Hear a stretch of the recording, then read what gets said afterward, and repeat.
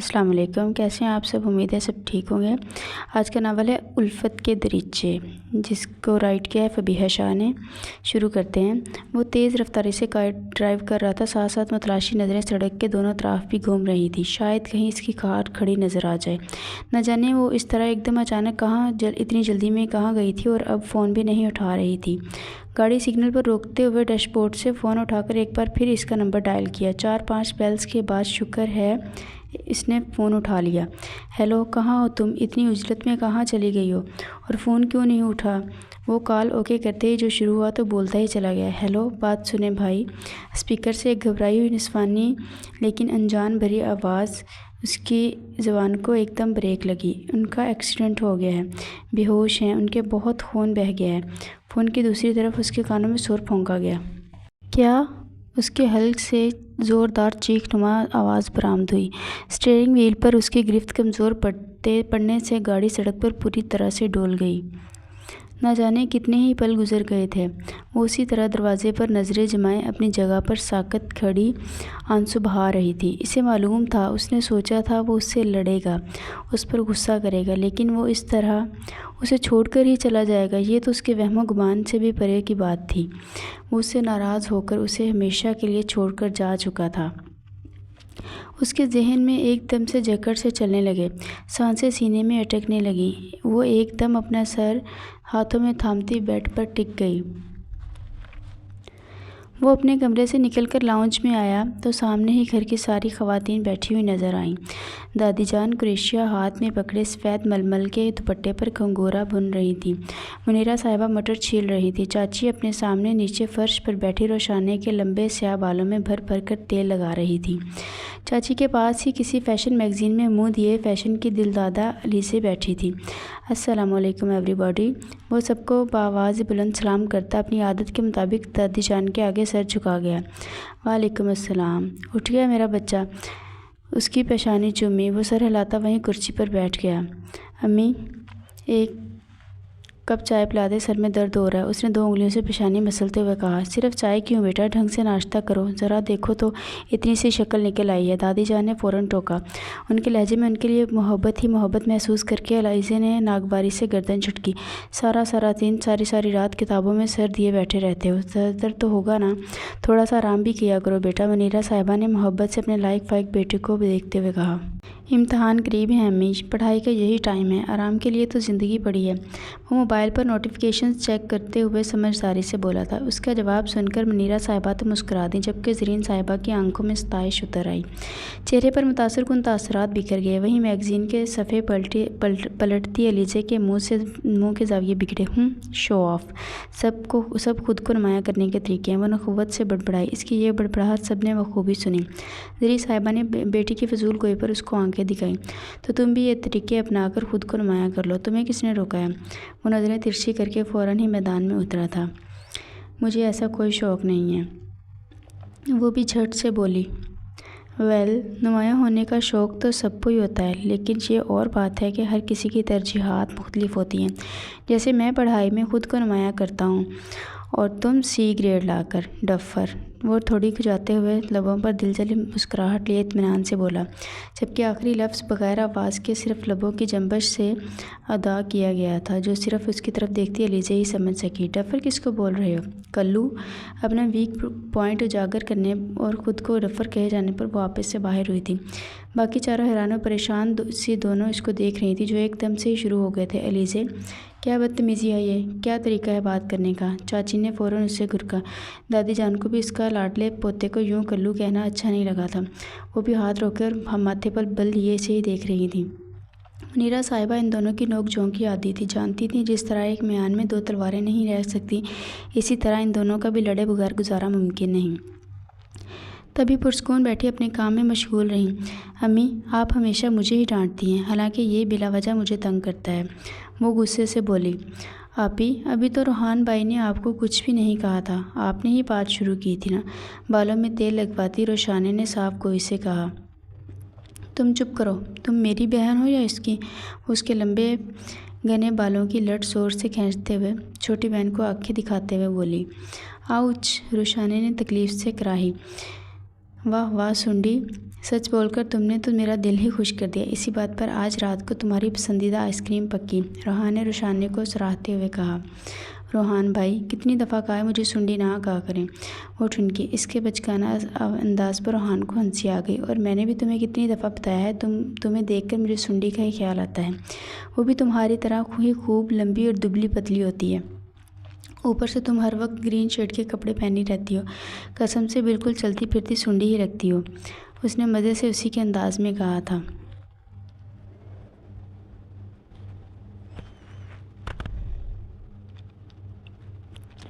سب رنگ اس کا پسندیدہ تھا، اس کے پاس زیادہ تر ملبوسات اسی رنگ میں موجود تھے، وہ کتنے مزے سے اس لباس میں اس کو سنڈی سے تشبیہ دے گیا تھا۔ روشانی کا حیرت کے مارے منہ ہی کھل گیا، جبکہ تینوں خواتین مسکرا رہی تھیں۔ علیزہ ناگواری سے اسے گھور رہی تھی۔ امی ناشتہ دے دیں، پھر مجھے گروپ اسٹڈی کے لیے فہیم کی طرف جانا ہے، وہ دیوار پر نصب وال کلاک پر نظر ڈالتے ہوئے بولا۔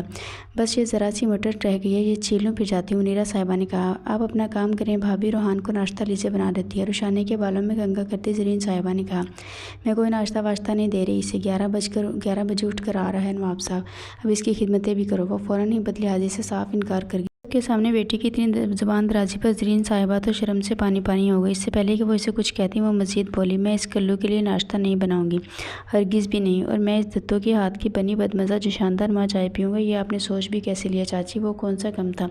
بلائی ہونٹ اوپر کر کے دانت نکال کر بولا۔ روشانی کو ہنسی آ گئی، جسے وہ بڑی بہن کے ڈر سے فوراً چہرہ جھکا کر چھپا گئی۔ بکواس بند کرو اپنی کلو، کالیے کالو رام، حسب توقع علیزہ تیش سے چیخ پڑی۔ بس نہیں چل رہا تھا اس کا منہ نوچ رہے جو چہرے پر مذاق اڑاتی مسکراہٹ اور آنکھوں میں مخصوص چمک لیے اس کا دل جلانے کے بعد اب اطمینان سے بیٹھا ٹانگ چلا رہا تھا۔ تینوں خواتین تو حیرت سے آنکھیں پھاڑی ان دونوں کو دیکھ رہی تھیں، جو کسی بھی قسم کا لحاظ رکھے بغیر لڑنے میں مصروف تھے۔ شرم کرو تم دونوں، اتنے بڑے ہو گئے ہو اب، لیکن ابھی تک بچوں کی طرح لڑتے ہو، منیرہ صاحبہ نے دونوں کو ڈانٹا۔ ہمیشہ یہی لڑائی کرتی ہے، میں تو آرام سے بیٹھا ہوا تھا۔ روحان نے اپنی صفائی پیش کی۔ ہاں تم تو اتنی ہی امن کے فاختہ ہو نا، بیوقوف اسے بناؤ جو تمہیں جانتا نہ ہو۔ علیزہ ایک دفعہ پھر بولی۔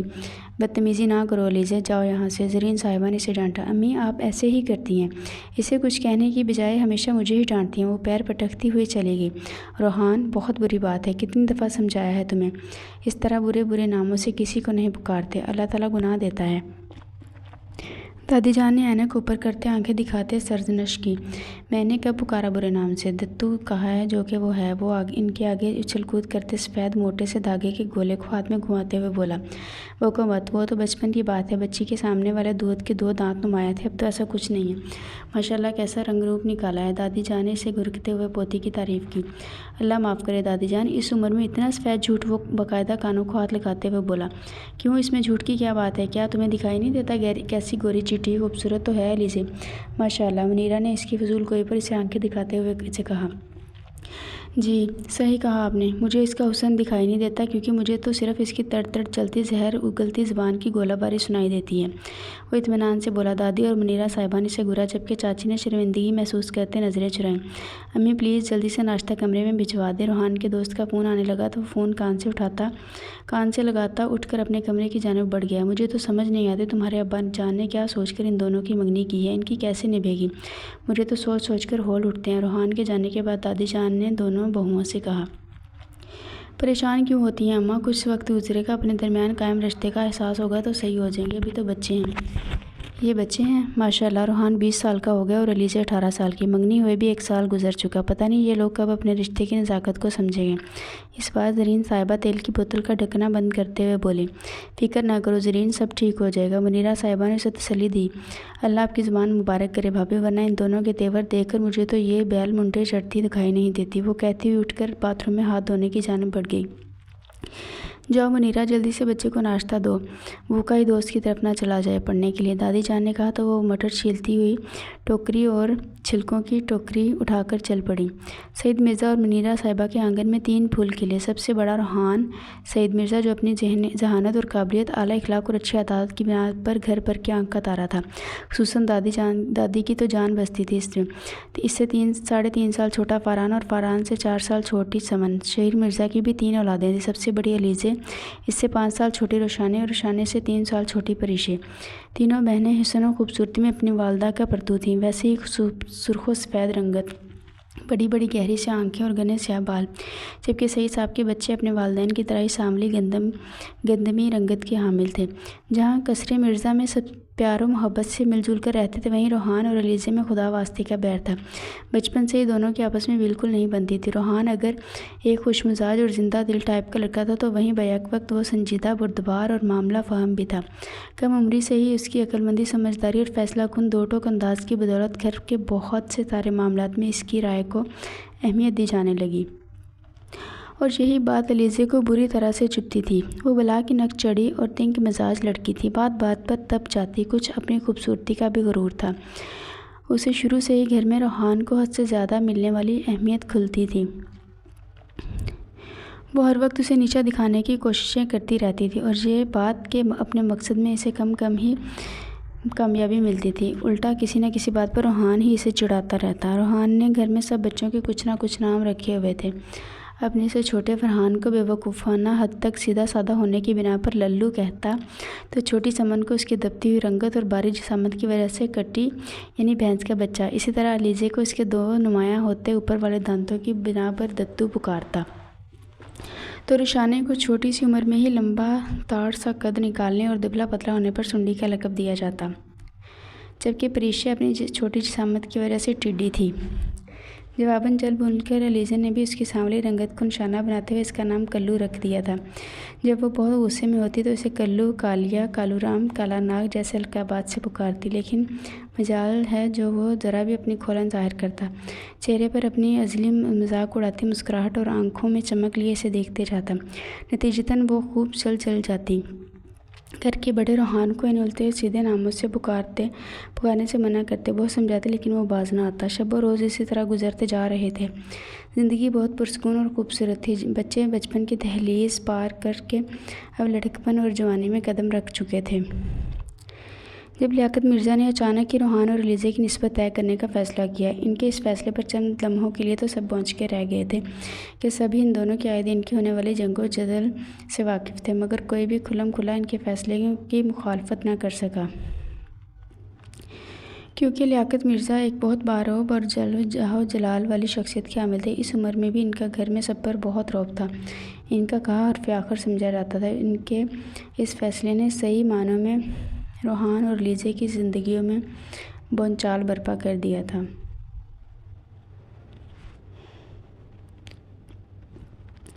وہ دونوں ہی ایک دوسرے کی شکل تک دیکھنے کے روادار نہ تھے کہ جا کے انہیں عمر بھر کے لیے ایک مضبوط رشتے کی ڈوری میں باندھا جا رہا تھا۔ زندگی میں پہلی دفعہ وہ دونوں کسی معاملے پر متفق ہوئے تھے۔ دونوں ہی اپنے اپنے ماں باپ کے سامنے صدائے احتجاج بلند کی، روئے پیٹے، آنسو بہائے، یہاں تک کہ دادا جان کے آگے پیش ہو کر صاف صاف ایک دوسرے کے لیے اپنی بیزاری کا اظہار بھی کر دیا، لیکن لیاقت مرزا صاحب کی نہ ہاں میں نہ بدلی۔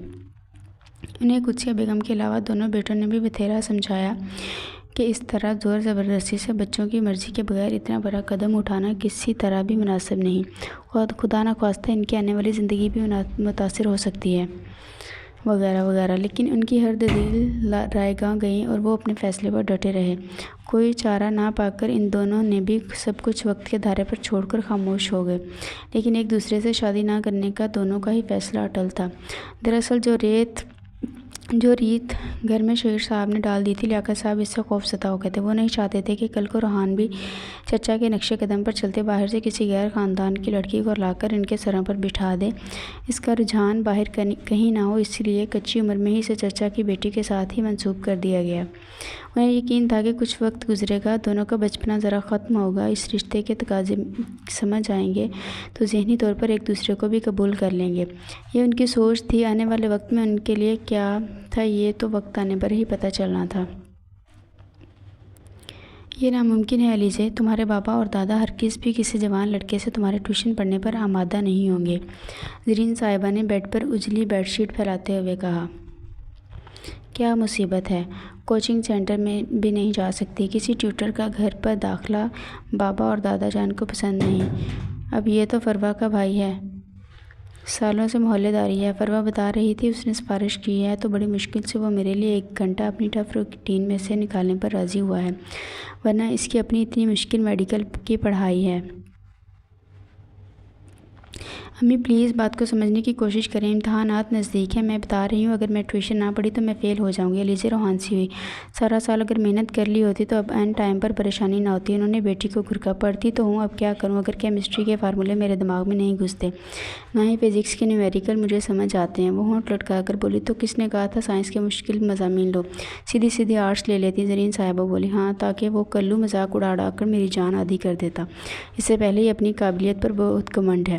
وہ دانت پیس کر بولی، ہر وقت بدتمیزی نہ کیا کرو علیزہ، روحان تمہارا ہونے والا شوہر ہے، کچھ خیال کیا کرو، وہ تو تمہاری تائی جان اچھی ہیں جو برا نہیں بناتی۔ انہوں نے تکیہ کا غلاف اتارتے ہوئے اسے سمجھانا چاہا۔ شوہر مائی فٹ، میں آپ کو ہزاروں دفعہ بتا چکی، میں اس کلو سے ہرگز بھی شادی نہیں کروں گی۔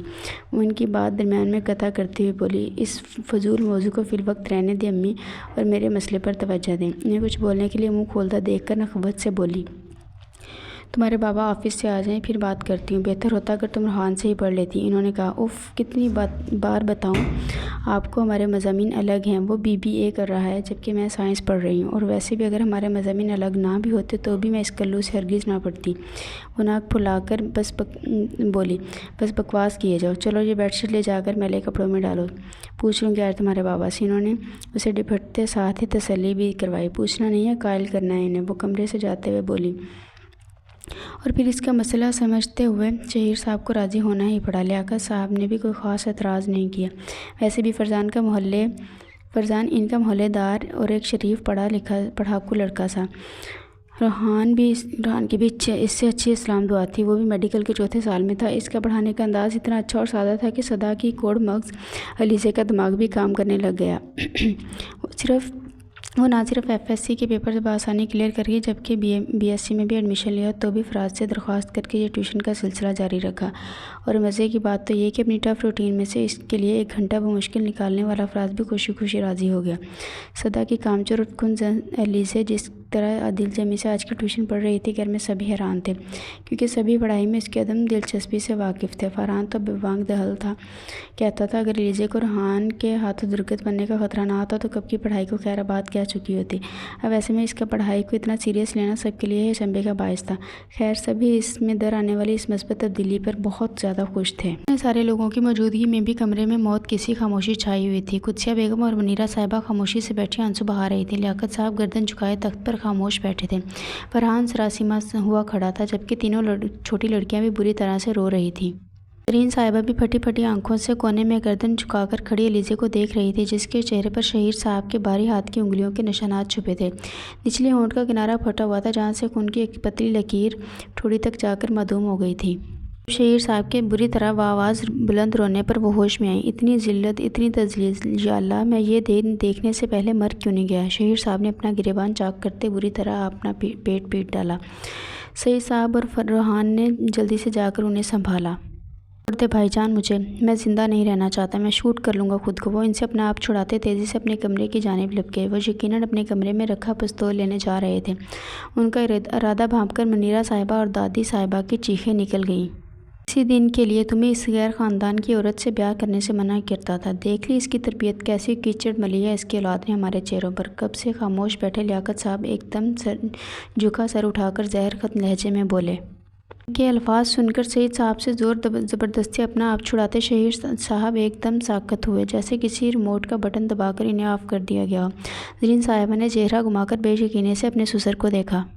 ساری زندگی سسر نے ان کو بڑی بہو کے مقابلے میں دوسرے درجے پر رکھا تھا لیکن وہ ان کے خلاف دل میں اتنا بڑا اناد پال کر بیٹھے انہیں بالکل بھی اندازہ نہیں تھا۔ صحیح کہہ رہے ہیں ابا جان آپ، میری ہی غلطی ہے، یہ عورت ہی اس سب کی قصوروار ہے۔ میں چھوڑوں گا نہیں اسے اور اس کی بے غیرت بیٹی کو جان سے مار دوں گا۔ وہ جسم کی پوری طاقت لگا کر سعید صاحب اور روحان کی گرفت سے خود کو آزاد کرواتے زرین صاحبہ کی طرف لپکے تھے اور اپنے دونوں ہاتھوں سے ان کی گردن دبانے لگے تھے۔ منظر دیکھ کر کمرے میں نہ جانے کتنی ہی چیخیں بلند ہوئیں جبکہ زرین صاحبہ بغیر مزاحمت کیے ہاتھ نیچے گرائے کھڑی رہیں۔ بیٹی کی شرمناک حرکت پر اور ہمیشہ جان چھڑکنے والے شوہر کے منہ سے یہ الفاظ سن کر وہ ویسے بھی خود کو مردہ ہی سمجھ رہی تھی۔ ایسی ماں ہو تمہاری بیٹی تمہاری ہی ناک کے نیچے گھناؤنا کھیل کھیل گئی اور تمہیں خبر بھی نہ ہوئی۔ وہ بوٹی کی طرح سرخ آنکھیں نکال کر گرائے، پاگل ہو گئے ہو شہیر، ہوش کے ناخن لو۔ انہیں پیچھے ہٹا کر سعید صاحب حلق کے بل چلائے تھے۔ ایسے لوں ہوش کے ناخن، آپ ہی بتائیں کسی باپ کے لیے اس سے زیادہ ڈوب کے مرنے کا مقام اور کیا ہوگا کہ اس کی بیٹی بن بیاہی بھی ماں بن رہی ہے۔ وہ دونوں ہاتھوں سے اپنے منہ پر زور زور سے تھپڑ مارتے مارتے ہوئے دیوار کے ساتھ بیٹھتے چلے گئے۔ والد صاحب کی اپنی آنکھیں بھی نم ہو گئیں۔ انہوں نے ایک دم چھوٹے بھائی کا درد محسوس کرتے اسے اپنے سینے سے لگایا تھا۔ روحان نے کونے میں کھڑی آنسو بہاتی لیزے کو ملامتی نظروں سے دیکھا، جو اپنے نفس کے ہاتھوں مجبور ہوتی آج ماں باپ کو ذلت کی اتھاہ گہرائیوں میں دھکیل چکی تھی۔ میری کیفیت نہیں سمجھ سکتے۔ جب سے میں نے شعیب فراز کے والد کے منہ سے وہ الفاظ سنے تھے، وہ بری طرح آنسو بہاتے ہوئے بولے۔ ان کے کچھ الفاظ حاضرین کو سمجھ میں آئے، جبکہ کچھ سسکیوں کی نظر ہو گئے۔ ان کی حالت دیکھ کر منیرہ اور دادی صاحبہ کے رونے میں روانی آ گئی۔ کہ زریں صاحبہ تو یوں خشک آنکھ لیے بیٹھی تھی جسے اپنے ہوش و واس میں ہی نہ ہو۔ میں اس بدذات کو چھوڑوں گا نہیں جس نے میرے منہ پر کالک مل دی۔ وہ ایک دم تیزی سے اٹھتے علیزے کی جانب بڑھے، اسے اہم کر ایک قدم پیچھے ہٹی۔ چاچو کیوں اس کے خون سے اپنے ہاتھ رنگ کر گناہگار ہونا چاہتے ہیں؟ روحان درمیان میں آتا انہیں تیزی سے کندھوں سے تھامتے ہوئے بولا۔ بالکل صحیح کہہ رہا ہے، تمہیں کوئی ضرورت نہیں ہے اس کے ناپاک خون سے اپنے ہاتھ رنگنے کی۔ شکر کرو وہ شریف عزت دار لوگ ہیں جو اپنے لڑکے کا گناہ قبول کر رہے ہیں، ورنہ اگر وہ مکر جاتے تو ہم کیا بگاڑ لیتے ان کا؟ دادا جان نے کہا۔ دل میں سب کی بات سے متفق ہوئے۔ آئے دن کانوں میں اس طرح کی خبریں پڑتی رہتی تھی جب لڑکے ایسی ناعاقبت اندیش لڑکیوں کا استعمال کر کے فرار ہو جاتے تھے یا سرے سے ہی مکر جاتے تھے۔ یہاں بھی ان لوگوں کی کوئی نیکی ہی کام آ گئی، جو وہ لوگ نہ صرف اپنے بیٹے کے تسلیم کرتے ہوئے اس پر شرمندہ تھے بلکہ لیزے کو بھی اپنانے کے لیے تیار تھے۔ اس نے جتنی ہماری عزت داغدار کرنی تھی کر چکی، اب جو تھوڑی بہت رہ گئی ہے اسے بچاؤ۔ کل بلاؤ ان لوگوں کو، لڑکے کے ساتھ نکاح پڑھا کر رخصت کرو اسے۔ وہ سب حیرت سے لیاقت مرزا کا چہرہ دیکھنے لگے۔ بالکل صحیح کہہ رہے ہیں دادا جان، سب سے پہلے روحان نے ان کی تائید کی۔ بے شک اس وقت اپنی بچی کچی عزت بچانے کے لیے جوش کی بجائے ہوش سے کام لینے کی ضرورت تھی۔ کتنی بے درد تھی یہ رات جو اپنے ہمراہ ان کے لیے لاتعداد کرب سمیٹ لائی تھی۔ ہر کوئی اپنے خود کو اپنے چور محسوس کر رہا تھا۔ صاحب نے فراز کے والد کو فون کر چکے تھے جبکہ شہیر صاحب کمرے میں بند ہو چکے تھے۔ انہوں نے اپنی تمام عمر بڑے فخر سے گزاری تھی، اپنی بیوی بیٹیوں کو ہمیشہ ایک آسودہ مکمل زندگی دی تھی، نہ کبھی اپنے رب سے بیٹا نہ ہونے کی گلہ کیا تھا اور نہ ہی کبھی احساس کمتری کا شکار ہوئے، بلکہ انہوں نے ہمیشہ تینوں بیٹیوں کو بھرپور پیار و محبت اور توجہ دی تھی، کبھی ان کی شخصیت میں کوئی کمزوری یا جھول نہیں رہنے دیا تھا۔ اور اب ان کی اسی بیٹی نے جسے انہوں نے سب سے زیادہ چاہا تھا، پیدائش پر نہ جانے کتنے ہی دنوں تک مٹھائیاں بانٹی گئی تھی، کیسی کاری ضرب لگائی تھی ان کے وجود پر کہ وہ بھرپوری ریت کی مانند بکھرتے چلے گئے۔ اپنوں کی ہمدردیاں، لوگوں کی نظریں، وہ یہ سب کیسے برداشت کریں گے؟ یہ کیسا بھاری کم بوجھ لاد دیا تھا اس نے ان کے ناتواں کاندھوں پر۔ انہیں ایسا محسوس ہو رہا تھا جیسے کسی نے ان کے جسم سے تمام توانائیاں نچوڑ لی ہوں۔ اگلے دن صبح 10 بجے جب فراز اپنے والد اور بڑے بھائی کے ہمراہ قصر مرزا پہنچا تو اس مختصر سی بارات کا استقبال کرنے کے لیے صرف سعید مرزا اور روحان ہی وہاں موجود تھے۔ سب نکاح کے وقت حوصلہ بڑھانے کے لیے لیزے کے پاس نہ تو ماں تھی، نہ بہن، نہ ہی کوئی گھر کا اور فرد۔ روتی بلکتی لیزے نے وہاں سے جاتے ہوئے سب سے ہاتھ جوڑ کر معافی مانگی تھی، لیکن لیاقت صاحب اور شیر صاحب تو اس کی طرف شکل دیکھنے کے روادار نہیں تھے۔ نہ جانے ہنستے بستے قصر مرزا کو کس کی نظر لگ گئی تھی کہ ان کے گھر میں کسی خاموشی چھائی ہوئی تھی۔ ایسا لگتا تھا جیسے وہاں واقعی کسی کی موت ہو گئی ہو۔ ہر کوئی اپنی سوچوں کے قفس میں مقید تھا۔ دادی جان اور منیرہ صاحبہ کی نظروں میں دکھ اور پریشانی ہوتی تو زرین صاحبہ کے چہرے پر بیٹی کی بے راہ روی ندامت کے سائے لہرا دیتی۔ وہ نظریں چرائے خود کو کسی نہ کسی کام میں مصروف رکھتی۔ ہر دم خوشباش اور حشاش بشاش رہنے والے روحان کے چہرے پر ہمہ وقت گہری سنجیدگی کی چھاپ رہتی۔ شرارتی سا فاران سارا دن کتابوں میں سر دیے بیٹھا رہتا۔ ڈیئر ویورز، ناول کے نیکسٹ پارٹ کے لیے لائک، شیئر اور کمنٹ لازمی کیجیے گا۔ اللہ حافظ۔